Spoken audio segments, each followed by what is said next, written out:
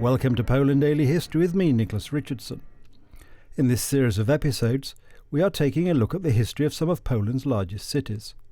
In this episode, we will discuss a decision taken at the end of the 17th century to move Poland's capital from Krakow to Warsaw.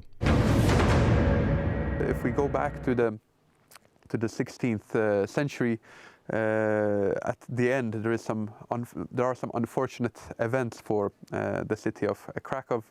A new royal dynasty comes to Poland, the Swedish Vasa dynasty, and King Sigismund III. First in 1569 we have the Union of Lublin, where the Kingdom of Poland decides to unite with the Grand Duchy of Lithuania to face off against the new threat that is rising in the east, the Muscovites. This new state, we have to remember that geographically the Grand Duchy of Lithuania was quite much larger than the Kingdom of Poland. So the center of gravity of this new political entity shifts quite much to the north. They decide that in between the capitals of the old Kingdom of Poland and the Grand Duchy of Lithuania, so Krakow and Vilnius, there should be a new capital somewhere in between, and it will also be closer to the Baltic Sea and to the Kingdom of Sweden, where the Vasa family came from and still had some interests in hoping to regain the throne there at some point. So they decide that a growing city, but still quite small compared to Krakow, Warsaw will become the new capital. So in 1596, the decision is taken, and Krakow loses its status as the capital. It's not the end of Krakow. There is still a lot of development after it. I suspect we will have to talk about it in future episodes. But from that point, Warsaw is the capital city, and the king and the court reside there. So unfortunately, some of Krakow's development is still, of course, a very beautiful city.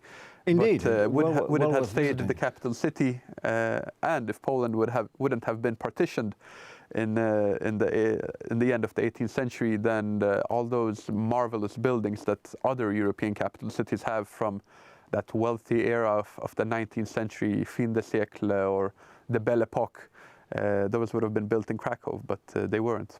Yes, I mean, and in some ways, perhaps not being the capital might have saved it. I mean, you look at some of the other great European cities, when they cease to be as important as they were, they sort of become preserved. I mean, Siena looks like Siena in Italy, for example, because it was overtaken by other Italian cities. That is a very good point. Then you look at the city of London in England, the city, not Yes. the actual, and which still really follows the Roman street plan. But you look at the buildings, there are very few old buildings because it's a commercial centre, so people are always rebuilding buildings to meet the commercial needs of the day. And it could have been that had Krakow been the capital of Poland in the 19th century, folk might have come along like Haussmann did in Paris and said, Yes. well, what we need here are some straight lines and some bigger buildings.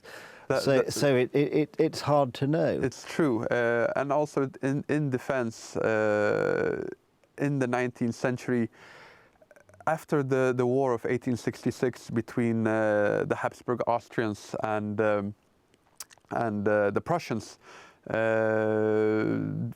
with the defeat, the Austrians realized that they need to give their Polish subordinates a little bit more freedom to decrease the tension within Austria. So they more or less give the Poles free reins in that part of Poland. Krakow being the center, it became known as the Polish Athens or the Polish Mecca, because in the other parts of partitioned Poland, under the Prussians, under the Russians, there is just enormous persecution. So the brightest minds and talents, they all go to Krakow, and they work for Poland and for Polish culture.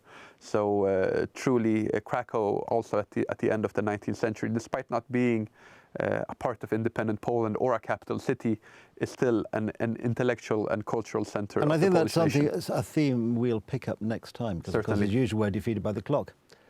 There we are, a very interesting, I think, introduction into the city of Krakow, which is definitely worth visiting. There's plenty to see, plenty to do, and it's a remarkable survival from the medieval and slightly later period. I hope you've enjoyed it as much as we have, and we look forward to seeing you next time on Poland Daily History.